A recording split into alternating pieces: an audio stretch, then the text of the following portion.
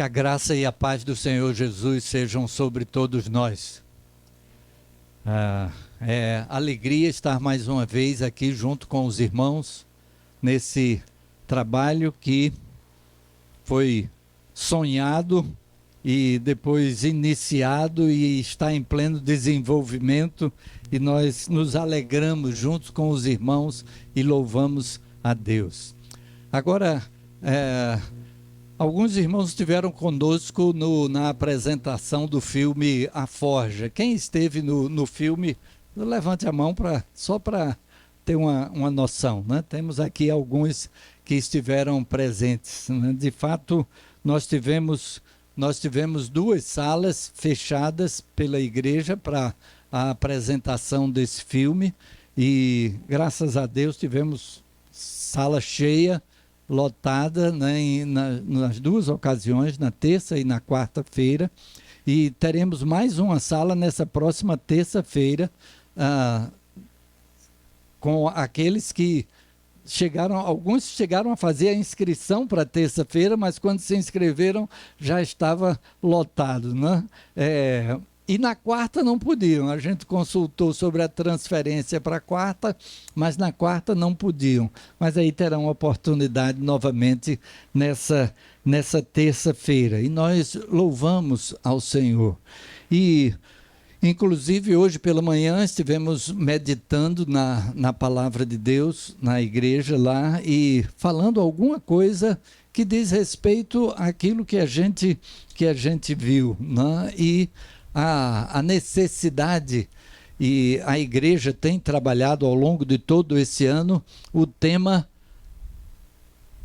caminhando lado a lado, e então tem tudo a ver com aquilo que o filme apresentou na prática. Qual o resultado prático dessa caminhada lado a lado, e de que forma é que é propósito de Deus que nós tenhamos pessoas que estão ao nosso lado, com quem possamos caminhar e auxiliar na caminhada com Jesus Cristo, e também mostrando a Jesus Cristo para aqueles que ainda não o conhecem, né? Afinal, o Senhor Jesus foi que disse: vão e façam discípulos. E essa caminhada lado a lado é com o propósito de que pessoas possam estar também juntamente conosco, buscando sermos semelhantes a Jesus Cristo, parecidos com Jesus Cristo. Ele nos deixou o exemplo de vida, e nesse exemplo de vida,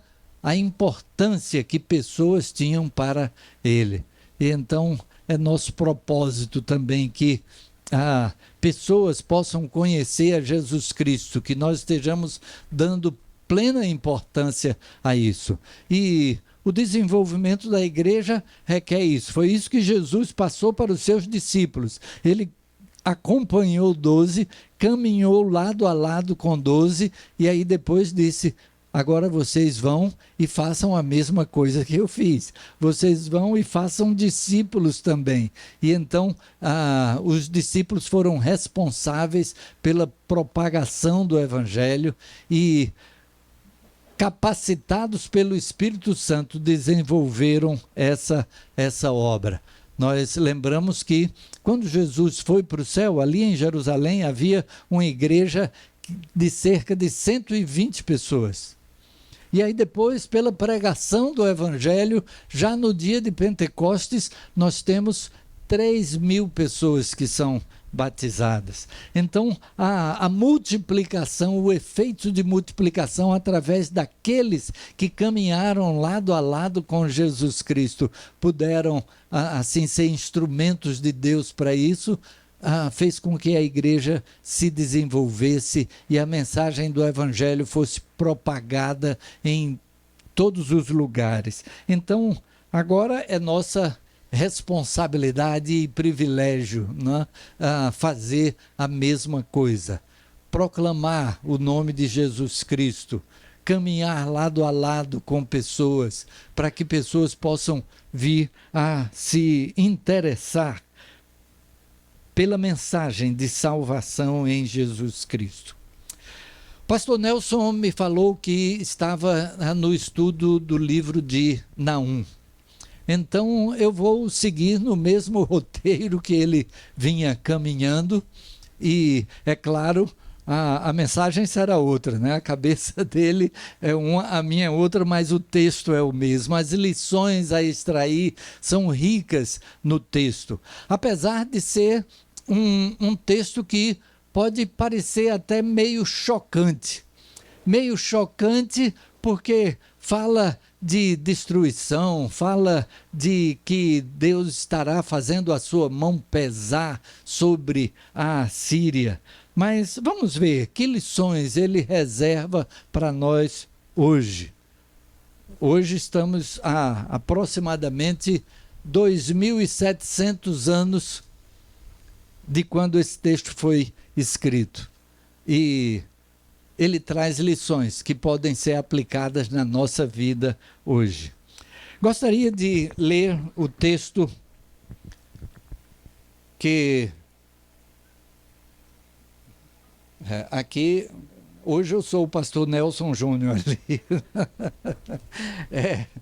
Texto de Naum, capítulo 1, versos de 2 a 7. Naum, capítulo 1, versos de 2 a 7.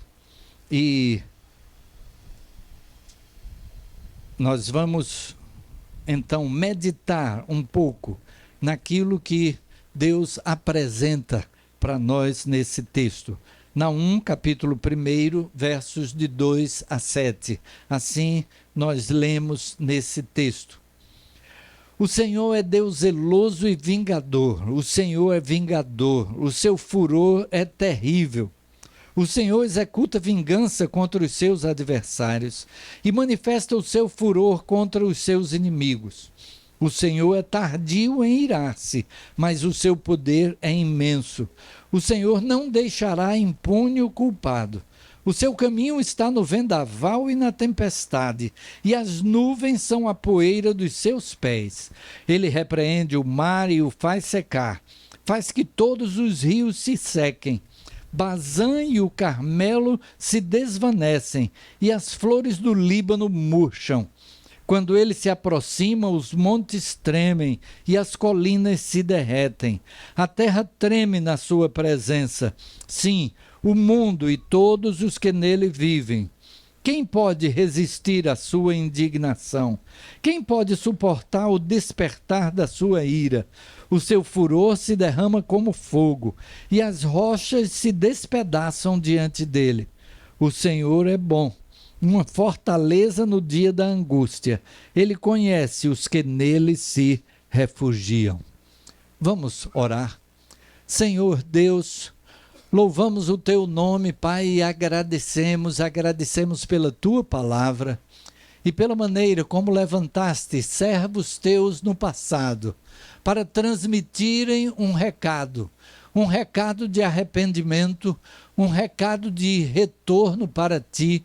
E assim, Senhor, que possamos extrair as lições que tens reservado para nós hoje, tudo para a tua honra e tua glória. Essa é a oração que fazemos, que tu fales ao nosso coração, conforme a tua vontade, no nome de Jesus. Amém. Amém. Nós temos nesse texto a palavra que Deus passou para Naum, um servo seu, um profeta seu, a respeito das coisas que haveriam de acontecer. Qual é o contexto em que nós nos encontramos aí? O que é a pregação aqui de Naum? É de que a mão de Deus haveria de pesar sobre a Assíria.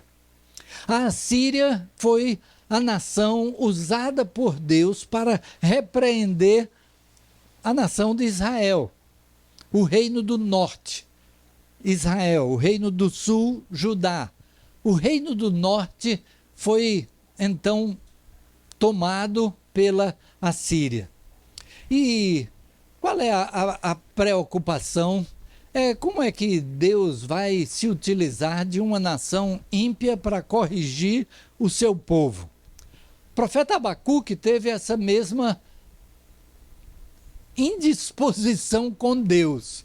Ele começou a se queixar diante de Deus. Quando a gente vai para Abacuque, Abacuque diz: Senhor, e ele está ali falando sobre o reino do sul, mas ele diz quanta injustiça que acontece no meio do povo. E aí Deus diz: não se preocupe não, que eu vou mandar uma nação que vem para destruir. E aí Abacuque fica mais intrigado, porque diz: como é que uma nação mais ímpia vai ser usada para corrigir uma nação que é menos ímpia? Mas aí Deus diz: também não se preocupe não, porque aquilo que está reservado a ela, eu farei vir. Eu farei vir sobre ela a condenação. E de fato, quando a gente pensa aí na Síria e na cidade de Nínive, todo esse livro fala sobre o caráter de Deus, sobre quem é Deus, sobre o seu poder, e a gente vai trabalhar um pouco isso mais adiante, mas também sobre a bondade de Deus e o cuidado de Deus. Aí a gente lembra também do profeta Jonas, porque Jonas talvez tenha sido o maior pregador de todos os tempos. Embora ele fosse o pregador que não queria ser pregador. Ele recebe de Deus o chamado para ir pregar contra a cidade de Nínive. E era justamente a cidade de Nínive que estava tomando no mundo todo. Nínive era a capital da Assíria, e os assírios estavam tomando o mundo todo, e com uma crueldade muito grande. E Jonas sabia que com a pregação a Nínive, se o povo de Nínive se convertesse, Deus iria aliviar o peso da sua mão sobre os assírios. Mas ele queria era que a mão de Deus pesasse mesmo contra os assírios, o Deus que diz: minha é a vingança, diz o Senhor, que pudesse se vingar dos assírios. Mas, depois de tudo aquilo que a gente sabe, Jonas fugiu na direção oposta a Nínive, foi para Tarsis, e aí é jogado no mar, e um grande peixe, vale destacar que a Bíblia não diz que foi uma baleia, só diz que foi um grande peixe que engoliu Jonas e o levou até a praia e o colocou de volta na praia. E aí Jonas, depois de passar por esse, vamos usar a expressão, esse sufoco, ele se dispõe a ir e pregar. E eu disse que ele talvez tenha sido o maior pregador, porque ele pregou durante 1 dia e meio. A Bíblia nos fala que a cidade de Nínive era uma cidade que levaria 3 dias de caminhada para atravessar a cidade. Ele só chegou até a metade da cidade, mas a sua pregação fez efeito no povo, e todo o povo se arrependeu, desde o rei até a criança, e todos então se voltaram para Deus arrependidos. Só que e aí a gente sabe o final, e aí no capítulo 4, né, quando Jonas se senta numa colina para esperar Deus mandar fogo do céu, né? E como Deus não manda, porque o povo se arrependeu, aí Jonas fica irado com Deus. E aí Deus faz com que uma planta nasça e cresça e faça sombra sobre ele. E no dia seguinte essa planta morre. E aí Jonas fica mais irado ainda com Deus. Até quando a planta estava aqui, eu estava mais protegido aqui do sol, do calor, mas agora nem isso eu tenho. E aí Deus disse: você ficou irado porque morreu uma planta. Eu não ficaria interessado em que não morressem todos na cidade de Nínive, uma cidade com mais de 120 mil habitantes, E o livro de Jonas termina com esse questionamento de Deus para ele. E aí mostra o propósito de Deus da conversão, de arrependimento e fé. Aquele povo se arrependeu, mas foi um arrependimento incompleto. Durante a pregação de Jonas, eles se arrependeram e se colocaram diante de Deus, mas com o passar do tempo voltaram a praticar as mesmas coisas. E então, a mão de Deus agora pesou. Deus deu nova oportunidade para os assírios de se voltarem para ele, de reconhecerem o seu senhorio, de buscarem cumprir com a sua vontade, mas não foi suficiente para que aquele arrependimento fosse duradouro. O que Deus espera é a nossa correção. Provérbios capítulo 28, versículo 13 diz: quem esconde os seus pecados não prospera, mas quem os confessa e os abandona encontra misericórdia. Esse é o propósito de Deus na nossa vida. O propósito de Deus é que aquilo que a gente reconhece que não é a vontade de Deus, que a gente possa deixar. Que aquilo que é a vontade de Deus e que a gente se omite de cumprir, que a gente passe a fazê-lo. Se arrepender de estar fora do que é o propósito de Deus, mas confessar os pecados, abandoná-los, e o texto diz que encontra misericórdia. Deus estende para nós a sua misericórdia, o seu perdão, quando há verdadeiro arrependimento, quando há mudança de propósitos. E aquilo que Deus está fazendo contra a Assíria é porque Deus cuida do seu rebanho, Deus cuida do seu povo, Deus faz com que a sua mão esteja em proteção. E alguém poderia dizer: pastor, mas por que ele permitiu que os assírios então dominassem sobre o povo e pegassem, eles de fato destruíram as cidades, a cidade de Samaria foi destruída até ao chão, e o povo expulso, e trouxeram outros povos e colocaram no lugar, exatamente para promover uma miscigenação, para promover uma mistura, e que o povo não estivesse mais assentado naquele local. Por que é que Deus permitiu que isso acontecesse? Pelo mesmo motivo, porque o povo havia se distanciado de Deus, havia pecado contra Deus. Deus levantou os seus profetas que estivessem advertindo o povo, que estivessem chamando o povo ao arrependimento, mas o povo permaneceu distante, desobediente à vontade de Deus. E então Deus se utilizou dos assírios para promover correção, para promover um retorno. A gente vai ver que o povo de Israel não mais se constituiu como nação, enquanto o de Judá, que também foi desterrado para a Babilônia, esse pôde voltar e ser constituído como nação novamente. E aquilo que aconteceu com Israel, Deus estava preparando para que um remanescente pudesse aprender com as lições. Se isso havia acontecido com Israel, que Judá se corrigisse, mas foi necessário também que o povo fosse levado cativo para a Babilônia, para que pudesse aprender. Porque Deus tem interesse no cuidado do seu rebanho. Ezequiel capítulo 34, versículo 11, vai nos dizer: porque assim diz o soberano Senhor, eu mesmo buscarei as minhas ovelhas e delas cuidarei. Também no Salmo 23, versículo 4, nós temos: mesmo quando eu andar por um vale de trevas e morte, não temerei perigo algum, pois tu estás comigo, a tua vara e o teu cajado me protegem. Naum estava ensinando ao povo a respeito do caráter de Deus. Quem é Deus?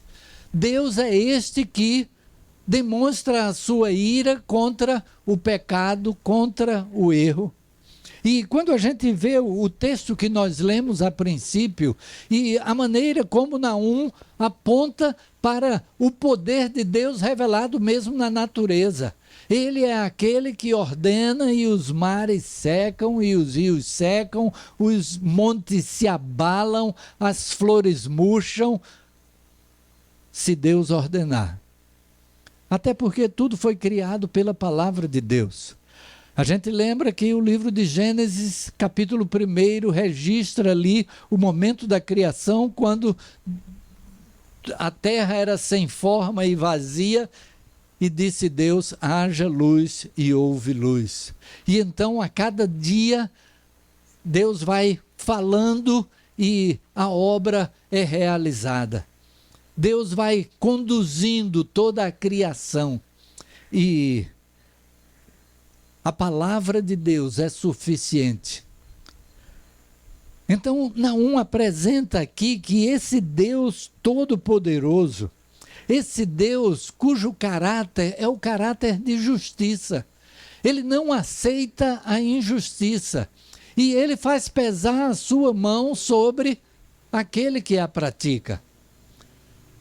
Nós lemos no Salmo 1, bem-aventurado o varão que não anda segundo o conselho dos ímpios, não se detém no caminho dos pecadores, nem se assenta na roda dos escarnecedores. Antes o seu prazer está na lei do Senhor, e na sua lei medita de dia e de noite. Ele será como uma árvore que é plantada junto a correntes de águas, a qual dá o seu fruto na estação própria, e cujas folhas não caem, e tudo quanto fizer prosperará, será bem-sucedido. E ele continua dizendo, não são assim os ímpios, mas são como a palha que o vento dispersa. Porque o Senhor conhece o caminho dos justos, mas o caminho dos ímpios perecerá. Esse é o caráter de Deus, um Deus que nos conclama a caminhar nesse caminho justo, buscando a verdade, a justiça, e fazendo com que a sua mão pese sobre a injustiça. E alguém poderia também perguntar, mas como é que, se Deus é esse Deus de justiça, por que é que ele permite que tanta coisa ruim aconteça no mundo, como os assírios que dominaram sobre Israel, os babilônios que dominaram sobre Judá, e aquilo que está acontecendo nos dias de hoje, guerra na Ucrânia, guerra na Palestina, tantas situações, né, de injustiça que nós presenciamos. E conta-se que pelo menos é reputada essa história como tendo acontecido com Einstein quando ele era entre criança e adolescente, e de que um professor estava dizendo que Deus não existe, porque se Deus existisse não haveria tanta coisa errada no mundo, e então ensinando dessa forma. E aí conta-se que Einstein teria feito duas perguntas. A escuridão existe? E ele disse, existe sim. Nós vemos aí que a escuridão se você apagar a luz, fica tudo escuro. E aí ele disse, a escuridão é a ausência da luz. E aí ele perguntou também, e o frio existe? Claro que existe o frio. Quando está frio, a gente tem que se agasalhar, porque o frio existe. E aí ele disse, mas o frio é a ausência do calor. O calor é que é transmitido. Por que é que a gente se agasalha? É para fazer com que o calor do nosso corpo não esteja sendo sugado pelo frio do lado de fora. Então a gente se agasalha de tal maneira que o calor do nosso corpo fica contido. E então ele disse: o que acontece no mundo é a ausência de pessoas que queiram fazer a vontade de Deus. Quando não se faz a vontade de Deus, todo tipo de coisa errada pode acontecer no mundo. E Deus nos deu a capacidade de escolha, de podermos escolher o que é que será a nossa atitude, o que é que nós estaremos colocando em prática. Então, Naum mostra que Deus é implacável contra os seus inimigos. Ele exerce o seu poder para ter a vingança dos atos errados cometidos, a condenação desses atos, e que ele é todo-poderoso. E ele mostra então que Deus é esse que os mares obedecem à sua voz, até os montes tremem sob a sua palavra. Mas aí, no último versículo lido, ele fala sobre um Deus amoroso, porque o versículo 7 diz: o Senhor é bom, uma fortaleza no dia da angústia. Ele conhece os que nele se refugiam. O Senhor protege. A palavra de Deus diz: o anjo do Senhor acampa-se ao redor dos que o temem e os livra. O anjo do Senhor está ao lado daqueles que caminham debaixo da sua mão. E parece que alguma coisa está provocando um zumbido. Mas, então, no final do texto lido, ele vai ressaltar a bondade de Deus, o amor de Deus, o cuidado de Deus, a maneira como Deus cuida do seu rebanho. E o Senhor Jesus, lá em João capítulo 10, versos 27 e 28, aqui a gente está falando sobre o rebanho, e ele diz: as minhas ovelhas ouvem a minha voz. Eu as conheço e elas me seguem. Eu lhes dou a vida eterna, jamais perecerão e ninguém as arrebatará da minha mão. As minhas ovelhas, essas que formam o seu rebanho, ele diz, elas ouvem a minha voz. Estão buscando ouvir a palavra do Senhor, atentando para essa palavra. A importância de dedicarmos o tempo na meditação na palavra de Deus, recebendo dele a orientação para a vida. Foi ele que nos criou, ele sabe o que é o melhor para nós. Quando atentamos ao seu conselho, estamos fazendo o que há de melhor para nós. Porque a palavra de Deus é como aquele manual de um equipamento que a gente adquire e que a gente vai para o manual para ver como é que funciona aquele equipamento e qual é a melhor maneira de cuidar desse equipamento para que ele possa ser útil durante muito tempo, que ele possa trabalhar bem durante muito tempo. A palavra de Deus é esse manual da nossa vida. E então, quando atentamos para a palavra de Deus, estamos atentando para o que é importante no nosso viver, para o que é importante naquilo que temos como propósito na nossa vida, e ele tem um propósito para a vida de cada um de nós.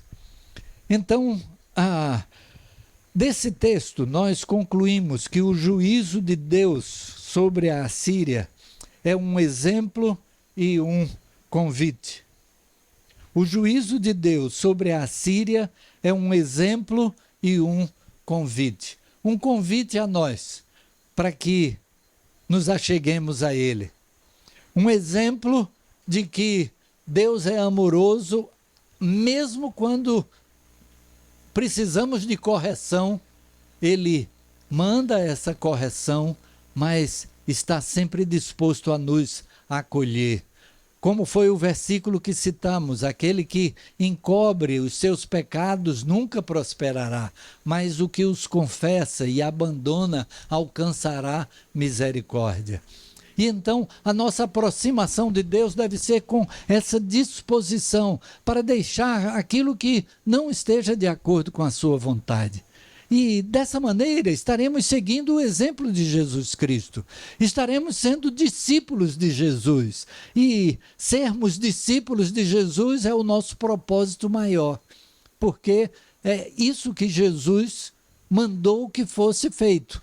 Desde, como dissemos, desde os apóstolos, a quem ele disse: vão e façam discípulos, e nós buscando ser cada dia mais parecidos com Jesus, como discípulos seus, e levando outros a que sejam também parecidos com Jesus, buscando ver quem é que está próximo de nós e que podemos influenciar com a palavra de Deus, que o nosso testemunho esteja mostrando quem é Jesus Cristo e que pessoas possam buscar se aproximar de Deus através da vida de cada um de nós. E então, Deus nos faz um convite para aproximação com Ele. E então a aplicação é na nossa vida. O que é que ainda é preciso mudar na vida? De que forma a nossa vida passa a ser mais parecida com Jesus? O que é que precisa ser removido dessa vida? Ou o que é que precisa ser inserido, admitido nessa vida para que sejamos mais parecidos com Jesus? Ele nos faz o convite. De fato, o Senhor Jesus é aquele que disse: vinde a mim, todos os que estáis cansados e sobrecarregados, e eu vos aliviarei.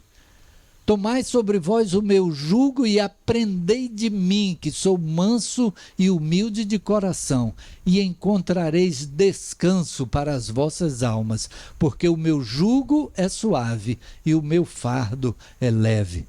O que ele tem para a nossa vida é um jugo suave e um fardo leve.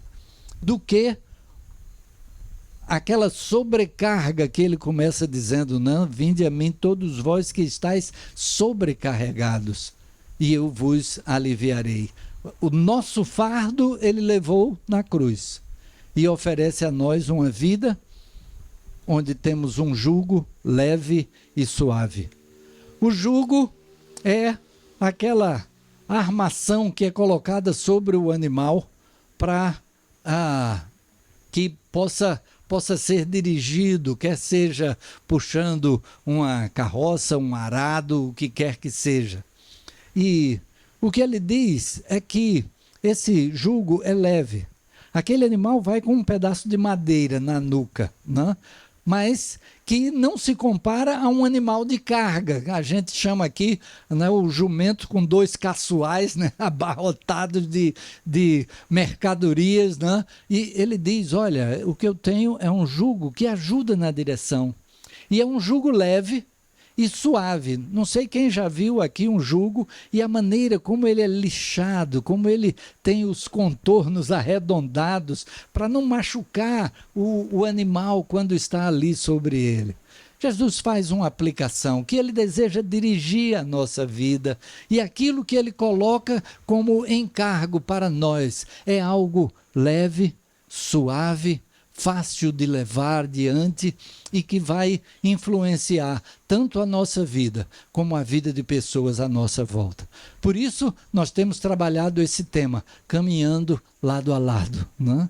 E Naum, então, nos traz esse exemplo de quem é Deus, do caráter de Deus e do convite que ele faz para arrependimento, para um retorno a Ele, para buscarmos a Ele na certeza de que o Senhor é bom, uma fortaleza no dia da angústia. Ele conhece os que nele se refugiam. Que possamos estar refugiados nas mãos do Senhor, na certeza de que Ele cuida de cada um de nós. Ele demonstrou o seu amor em Jesus ter assumido na cruz a nossa condenação. para que nós pudéssemos receber perdão, salvação, vida eterna, gratuitamente, porque Jesus pagou o preço. Alguém pode dizer como é que a salvação pode ser de graça se o ditado diz que não existe almoço grátis, né? Se alguém está tendo um almoço grátis é porque alguém está pagando por esse almoço, né? E a salvação é de graça porque Jesus pagou o preço, levando sobre si o nosso pecado ali na cruz. A nossa condenação caiu sobre ele para que nós pudéssemos ter segurança de vida eterna. E a palavra de Deus diz que pela graça sois salvos por meio da fé, isso não vem de vós, é um dom de Deus, não vem das obras para que ninguém se glorie. E então não vem das obras. Ninguém vai poder chegar no céu e dizer eu estou aqui porque eu mereci. Porque o que mereceria era a cruz, por causa dos pecados. Mas Jesus tomou a cruz no nosso lugar. E agora nós podemos chegar pelos méritos de Jesus. Ele faz essa troca no que ele diz, venha e os que estão sobrecarregados e eu aliviarei, porque ele leva o fardo do nosso pecado para que nós possamos ter salvação, restauração à presença de Deus e poder estar com ele por toda a eternidade. Bate sua cabeça, feche seus olhos e eu não sei se você já fez essa entrega de vida nas mãos de Jesus. Isso pode ser feito agora mesmo, no lugar em que você está. Mesmo quem está participando deste culto à distância. Mas Deus sabe o que está no seu coração. E se é o seu desejo de dizer sim, eu quero receber a Jesus como meu Salvador, eu quero estar restaurado à presença de Deus pelos méritos de Jesus, você pode, no lugar em que você está, dizer isso para Deus. Sim, Senhor, eu quero que Jesus seja o meu Salvador, o Senhor da minha vida. E saiba que lá no céu haverá uma festa. O Senhor Jesus é quem diz que há uma festa no céu por uma pessoa que se arrepende dos seus pecados e se volta para Deus. Que o Espírito de Deus continue trabalhando na vida de cada um. Vamos orar? Senhor Deus, louvamos o teu nome e agradecemos porque a tua palavra nos mostra o teu poder, nos mostra o teu controle na história, da maneira como a história do povo de Israel esteve debaixo da tua direção, apesar de tantos erros do povo, tantas falhas, mas a tua condução desse povo foi para que, através dele, viesse o teu Filho Jesus Cristo e pudesse se entregar na cruz, no nosso lugar, e podermos ter de ti perdão, salvação, vida eterna. Assim, Senhor, se alguém aqui ainda não tinha dado esse passo, que esse seja o momento. E que cada um que já entregou a vida a Jesus Cristo possa estar de coração buscando ser instrumento teu para esse retorno também a ti de outras pessoas que estão à nossa volta, para a edificação de vidas na tua palavra, tudo para a tua honra e tua glória. Assim, continua a falar ao coração de cada um de nós aqui e que, Senhor, o teu propósito na nossa vida possa se cumprir a cada dia. Faze-nos servos teus, mais dedicados a ti em cada momento. É a nossa oração no nome de Jesus. Amém. Amém. Que Deus abençoe a todos. E se alguém não tinha ainda dado este passo e o faz nesta hora, ao final do culto, diga para um crente, eu entreguei a minha vida nas mãos de Jesus. Pode ser vindo até mim ou quem está perto de você e poder dizer, eu entreguei a vida a Jesus. Para que possamos orar por você e ter a orientação para a caminhada com o Senhor Jesus Cristo. Amém.